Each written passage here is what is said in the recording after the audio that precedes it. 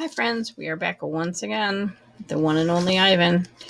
We're getting down to the last little bit of our book, and right now people from the zoo have come with boxes for Ivan and Ruby, and some of the other animals have already been taken away to the zoo or taken to other places where they might be able to go to families.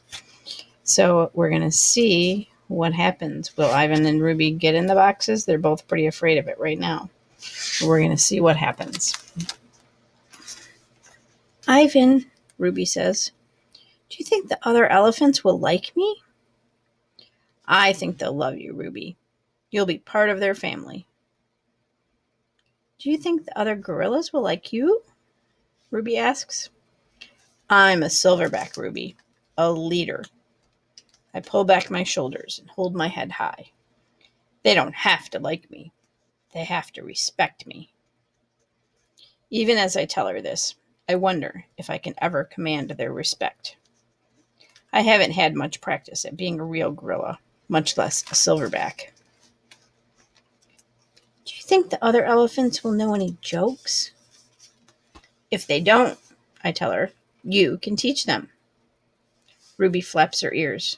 She flicks her tail. You know what, Ivan? What? I ask. I think I'm going to go in the box tomorrow. I gaze at her fondly.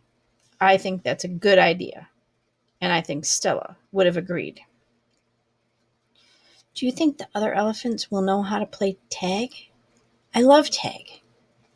Me too, I say, and I think of my nimble sister racing through the brush, always just out of my reach. Late at night, Mac opens my cage. The full moon falls on his sagging shoulders. He seems smaller somehow. Bob, instantly alert, leaps off my stomach and dives under knot tag. Don't bother hiding, dog, Mac says. I know you sleep in here. Mac settles onto my tire swing. Might as well stay one more night. Your buddy's leaving tomorrow. Tomorrow? My stomach drops. I'm not ready. I need more time. I haven't said my goodbyes. I haven't thought this through. Mac pulls a small photo out of his shirt pocket. It's me when I was young. Mac and I are in the front seat of his convertible. I'm wearing a baseball cap and eating an ice cream cone. I was a handsome lad, but I have to admit, I look ridiculous. Nothing like a real gorilla. We had some laughs, didn't we, Guy? Max says. Remember when we went on that roller coaster? Or that time I tried to teach you to play basketball? Max shakes his head, chuckling. You had a lousy jump shot. He stands, sighs, looks around. He puts the photo back in his pocket. I'm gonna miss you, Ivan, he says. And then he leaves. He doesn't look back. Early in the morning, Maya arrives with many other humans. Some have white coats. Some have rustling papers. They are hushed, busy, determined. Ruby enters her box first. I'm scared, Ivan, she calls from inside the box. I don't want to leave you. A part of me doesn't want to leave her either, but I know I can't tell her that. Think of all the amazing new stories you can share with your new family, I say. Ruby falls silent. I'll tell them your elephant joke, she says after a long pause. The one about the refrigerator. I bet they'd like that. And be sure to tell them about Bob and Julia and me. I clear my throat. And Stella. I'll remember everyone, especially you, Ruby says. Before I can say any more, they roll her cage out to a waiting truck. It's my turn. Bob is hiding in a corner behind my pool. The humans don't even notice him. While they're busy making sure my box is ready, Bob sneaks over. He licks my chin, just in case there are any leftovers. You, I whisper, are the one and only Bob. I reach for Nut Tag. She's a limp rag without her stuffing. Dribbles of paint cover her fur. I hold her out to Bob. He tilts his head, confused. To help you sleep, I say. Bob takes her in his teeth and slips away.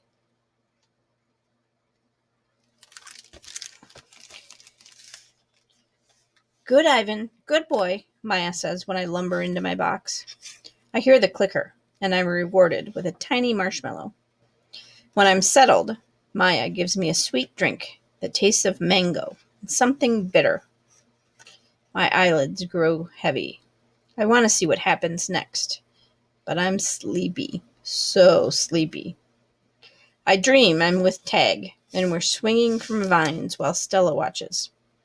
The sun slices through the thick ceiling of trees, and the breeze tastes like fruit. My eyes flutter open. The box is moving. I am in the grumbling belly of some great beast. I fall back asleep. So they gave him something so he would fall asleep. I awake to glass and steel. It's a new cage, not unlike my old cage, except that it's much cleaner. Maya's here, and other humans I recognize. Hey there, Ivan, Maya says. He's coming too, guys. I have 3 walls of glass. The 4th wall is a curtain of wooden slats strung together. This doesn't look like the zoo on TV. Where are the other animals? Where are the gorillas? Is this where Ruby ended up? In a cage just like her old cage? Still alone? Is she cold? Hungry? Sad? Is there anyone to tell her stories when she can't get to sleep? I miss my old cozy cage. I miss my art. But most of all, I miss Bob. My belly's cold without him. The food is fine here. No soda, though, or cotton candy. I have no visitors here. No sticky-fingered children or weary parents. Only Maya and her humans come, with their soothing voices and their soft hands. I wonder if I have stopped being famous. Endless days pass, and then I notice something. A change. I don't know what it is, but I taste it in the air, like far-off rain clouds gathering. Maya brings me a TV. It's bigger than my old one. She turns it on. I think you're going to like this show, she says, smiling. I'm hoping for a romance, or maybe a western. But it's a nature show, one without human voices or ads. It's a show about gorillas being gorillas. I watch them eat and groom and play fight. I even watch them sleep. I wonder why Mac never put on this channel. Every day I watch the gorillas on the TV screen. It's a small family and an odd one. Just 3 females and a juvenile male, without a silverback to protect them. They groom each other and eat and sleep, then groom each other some more. They are a contented group, placid and good-natured, although, like any family, they bicker from time to time. This morning, for some reason, there's no gorilla show on TV. Maya and the other humans seem excited. They chirp like birds at dawn. Today's the day, they say. I've watched many humans watch me, but never have they looked so happy. Maya goes to the wall of wooden slats. She grins goofily. She pulls a string. Gorillas. 3 females and a juvenile male. It's the family that I've been watching, but they're not on a TV screen. They're on the other side of the glass. Whoops, watching me. So they're right outside his cage. I see me. Lots of me. I cover my eyes. I look again. They're still there. Every day I watch them through my window, the way my visitors used to watch me. See how they chase, groom, see how they play, sleep, see how they live. They're graceful the way that Stella was, moving just enough, only as much as they need. They stare at me, heads tilted, pointing and hooting. I wonder, are they as fascinated by me as I am by them? Her hoots make my ears hurt. I admire her intact canines from afar. Canines are your teeth. Her name is Kanaya. She is faster than I am, spry, and probably smarter, although I am twice her size, and that, too, is important. She is terrifying and beautiful, like a painting that moves. Today, the humans lead me to a door. On the other side, Kanaya and the others wait for me. I'm not ready for this. I'm not ready to be a silverback. I'm Ivan. Just Ivan. Only Ivan. I decide it's not a good day to socialize. I'll try again tomorrow. All night I lie awake, wondering about Ruby. Has she already walked through a door like the one I'm facing? Was she as scared as I am? Scared the way she must have been that day she fell in the hole? I think of Ruby's endless curiosity and of the questions she loved to ask. Have you ever danced with a tiger, Ivan? Will your fur turn blue? Why doesn't that little boy have a tail? If Ruby were here with me, she'd be asking, what's on the other side of the door, Ivan? Ruby would want to know, and she would have been through that door by now. Want to try again, Ivan? Maya asks. I think of Ruby, and I tell myself, it's time. The door opens. Sky, grass, tree, ant, stick, bird, dirt, cloud, wind, flower, rock, rain. Mine, mine, mine. I sniff, approach, strut a bit, but the others don't welcome me. They have sharp teeth and loud voices. Did I do something wrong? Kanaya chases me. She throws a stick at me. She corners me. I know that she's testing me to see if I am a true silverback, one who can protect her family. I cower and hide my eyes. Maya lets me back into my cage. I lie awake and try to remember what it was like being a gorilla. How did we move? How did we touch? How did we know who was boss? I try to think past the babies and the motorbikes and the popcorn and the short pants. I try to imagine Ivan as he might have been. The juvenile male approaches. He's eyeing my food hungrily. I imagine a different Ivan, my father's son. I grumble and swat and swagger. I beat my chest till the whole world hears. Kanaya watches, and so do the others. I move towards the young upstart, and he retreats, almost as if he believes I'm the silverback I'm pretending to be. I'm making a nest on the ground. It isn't a true jungle nest. The leaves are inferior, and the sticks are brittle. They snap when I weave them into place. The others watch, grunting their disapproval. Too small, too flimsy, an ugly thing to see.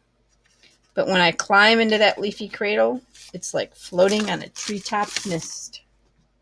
So his first nest that he's had in years and years.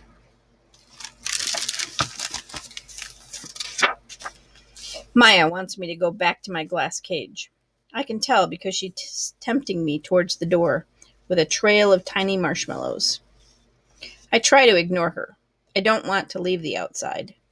It's a cloudless day, and I've found just the right spot for a nap. But I relent when she adds yogurt raisins to the trail. She knows my weaknesses all too well. In the glass cage, the TV is on. It's another nature show, jerky and unfocused. I expect to see gorillas, but none appear. I hear a shrill sound, like a toy trumpet. My heart quickens. I rush close to the screen, and there she is, Ruby.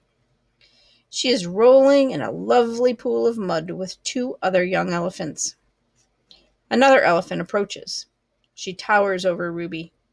She strokes Ruby, nudges her, makes soft noises. They stand side by side, just the way Stella and Ruby used to do. Their trunks entwine. I see something new in Ruby's eyes, and I know what it is. It's joy. I watch the whole thing, and then Maya plays it again for me. And again. At last she turns off the TV and carries it out of my cage. I put my hand to the glass. Maya looks over. Thank you, I try to say with my eyes. Thank you. Kanaya ambles towards me. She taps me on the shoulder, and Knuckle runs away. I watch her, arms crossed over my chest. I'm careful not to make a sound. I'm not sure what we're doing. She ambles back, shoves at me, dashes past. And then I realize what's happening. We're playing. We're playing tag. And I'm it. Make eye contact. Show your form. Strut. Grunt. Throw a stick. Grunt some more. Make some moves. Romance is hard work. It looks so easy on TV. I'm not sure I will ever get the hang of it. I wish Bob were here. I could use some advice. I try to recall all the romance movies we've watched together. I remember the talking, the hugging, the face licking. I'm not very good at this, but it's fun trying. Is there anything sweeter than the touch of another as she pulls a dead bug from your fur? Gorillas aren't chatty like humans, prone to gossip and bad jokes. But now and again we swap a story under the sun. One day it's my turn. I tell my troop about Mac and Ruby and Bob and Stella and Julia and George. About my mother and father and sister. When I'm done, they look away, silent. Kanaya moves closer. Her shoulder brushes mine, and we let the sun soak into our fur together. I've explored every nook and cranny of this place, except for a hill at the far end where workers have been repairing a wall. They're finally gone. They've left behind fresh white brick and a mound of black dirt. While the others laze in the morning sun, I want to explore the hilltop. They've been there before, and I have not. Everything is still fresh to my eyes. I take my time going uphill, savoring the feel of grass on my knuckles. The breeze carries the shouts of children and the drowsy hum of bumblebees. Near the top of the hill is a low-limbed tree, the kind my sister would have loved.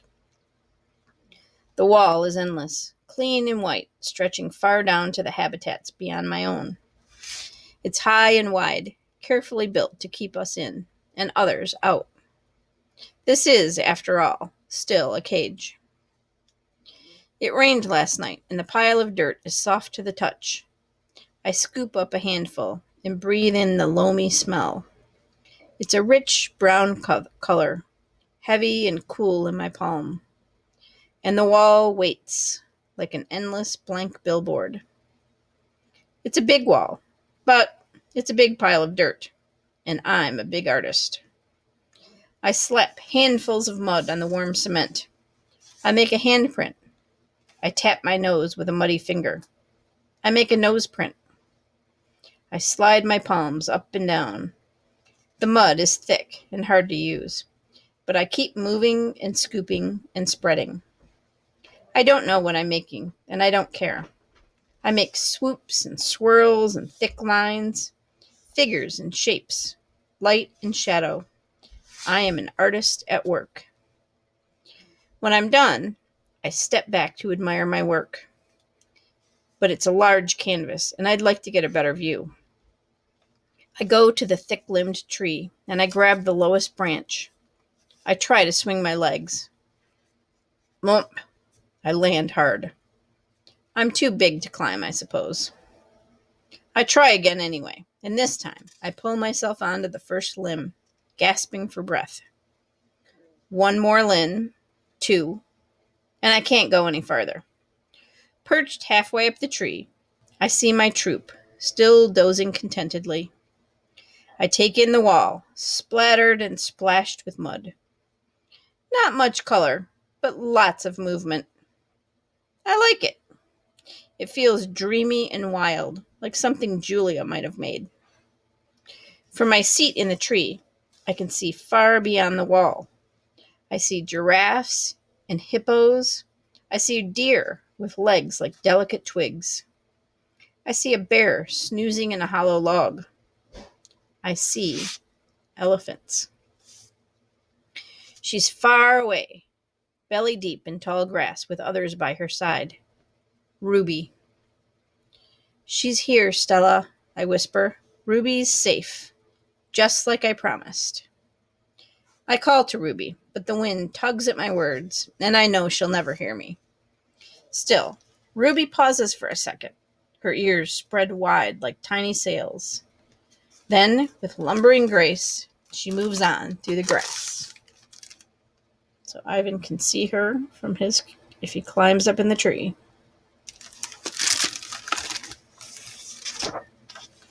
It's a cloudy evening, chilly and drizzly. Dinner is on its way, but I don't care. At night we sleep in our den, but I'm always the last to head inside. I've been inside long enough. This time of day there aren't many visitors, just a few stragglers, leaning on the wall that separates us. They point, take a couple of photos, then head over to the nearby giraffes. One of the keepers is beckoning. Reluctantly, I turn to go. Out of the corner of my eye, I see someone running. I pause. It's a girl with dark hair, lugging a backpack. A man follows behind, racing to catch up. Ivan! The girl yells. Ivan! It's Julia. I scramble to the edge of the wide moat that skirts the wall. Julia and George wave to me.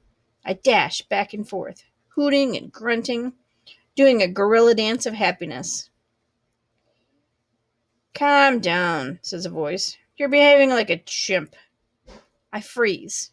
A tiny nut brown, big-eared head pops out of Julia's backpack. Nice place, Bob says. Bob, I say, it's really you. In the flesh. How? Where? I can't seem to find any words. It's pretty exciting that they came to see him at the zoo.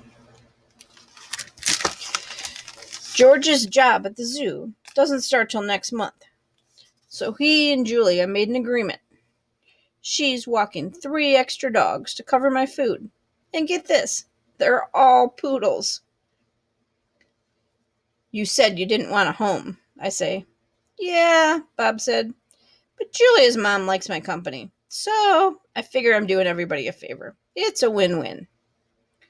Julia pushes Bob's head back inside her backpack. You're not supposed to be here, she reminds him. Ivan looks great, doesn't he, Jules? George asks. Stronger, happier even. Julia holds up a little photo, but it's too far away for me to see. It's Ruby, Ivan. She's with the other elephants now, because of you. I know, I want to tell her. I saw with my own eyes. We stare across the expanse that separates us. After a while, George pats Julia's arm. Time to go, Jules. Julia gives a wistful smile. Bye, Ivan. Say hello to your new family. She turns to George. Thank you, Dad. For what? For this. She gestures. They turn to leave. The lamps that light the zoo pathways blink on, blanketing the world with yellow light. I can just make out Bob's little head sticking out of Julia's backpack. You are the one and only Ivan, he calls. I nod, then turn towards my family, my life, my home. Mighty Silverback, I whisper.